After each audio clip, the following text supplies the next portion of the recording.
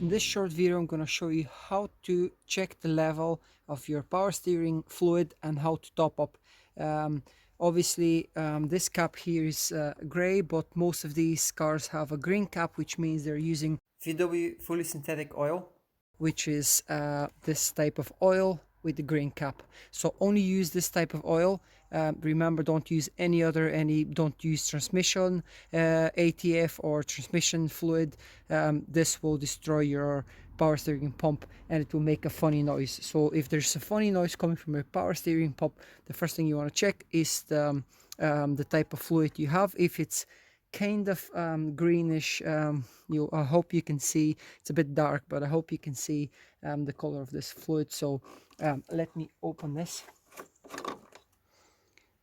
and obviously it's below the minimum, as you can see. Let me focus so you can see a bit better. This here is your minimum, this here is your maximum, so you don't want to run it on the minimum or below that. So yeah, I'm gonna add some more oil here.